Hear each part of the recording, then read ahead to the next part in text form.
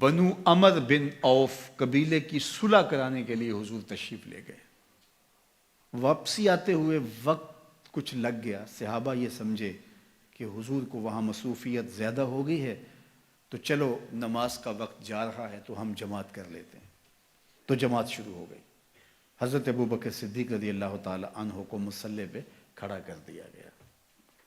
چونکہ ایک موقع آیا، حضور نے حضرت ابوبکر کو مصلی پہ کھڑا ہونے کا حکم دیا. مروا ابا بکر فلیصلی بالناس، یہ حضور نے ایام مرض میں فرمایا. ابو بکر کو حکم دو کہ وہ لوگوں کو نماز پڑھائے. حضرت عائشہ رضی اللہ تعالیٰ عنہ فرماتی ہیں کہ میں نے کہا حضور وہ رقیق القلب ہیں، جب مصلی پہ آپ کو نہیں پائیں گے تو وہ گوارہ نہیں کر پائیں گے، یہ حکم کسی اور کے لیے ارشاد کر دیجیے. حضور نے پھر فرمایا مروا ابا بکر فلیصلی بالناس، ابو بکر کو حکم دو کہ وہ لوگوں کو نماز پڑھائے. کہتے ہیں میں نے پھر یہ بات کہی. جب تیسری مرتبہ ہوئی تو حضور غصے میں آ گئے. فرمایا کسی قوم کے لیے مناسب ہی نہیں کہ ابو بکر ان کے اندر رہتے ہیں اور امامت کوئی اور کروائے. ابو بکر کو حکم دو کہ وہ مصلی پہ کھڑے ہو.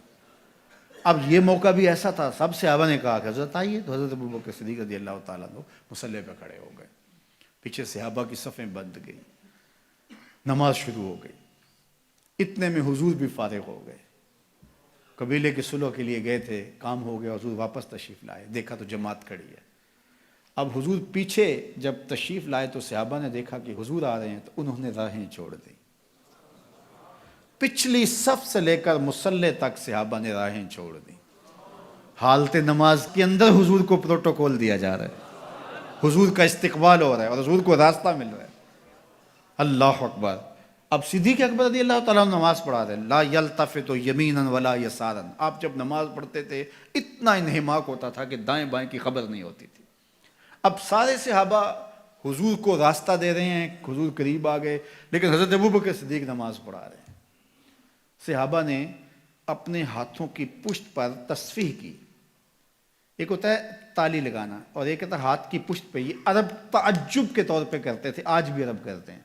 جب بھی کوئی ایسا فعل ہو تو وہ کہتے ہیں ہاتھ کے پشت پہ جو ہے وہ ایسے ہاتھ پھیرتے ہیں، تصفیح.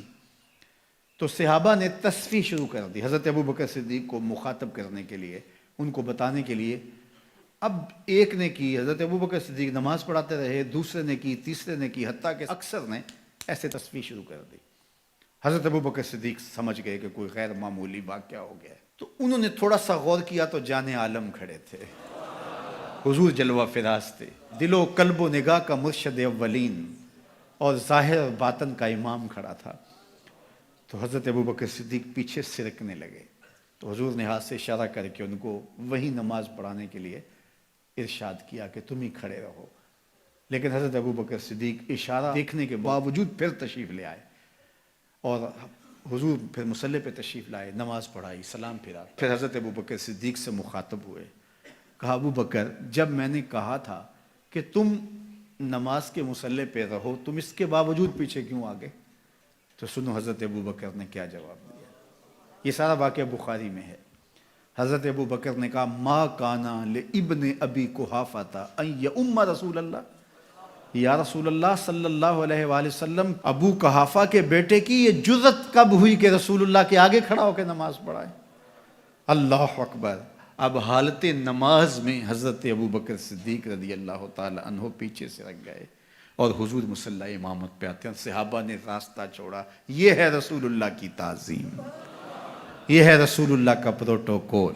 ہمیں تاریخ بتاتی ہے کہ صلح حدیبیہ کے بعد سیدھا فتح مکہ ہوا ہے، کوئی جنگ درمیان میں نہیں ہوئی. جب امت نبی کی تعظیم کرتی ہے تو کفار کے دل میں رعب پیدا ہوتا ہے، اور جب امت نبی کی تعظیم نہیں کرتی تو کفار دلیر ہوتے ہیں. یہ جو خاکے روز تراشے جا رہے ہیں اور یہ روز قیامتیں توڑی جا رہی ہیں، یہ کوئی اتفاقاً تھوڑا ہو رہا ہے.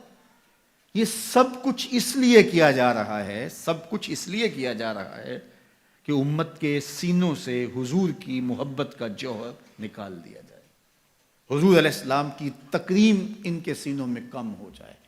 کیونکہ تسلسل کے ساتھ ایک چیز بار بار جب کی جائے گی اور اگر یہ اس کو گوارا کرنے لگ جائیں گے تو پھر یہ قابل تسخیر ہو جائیں گے. پہلے ہی ہم نے اس کو کافی حد تک ان کو مسخر کر لیا ہے، ان کے جغرافیے بھی توڑ کے رکھ دیں گے.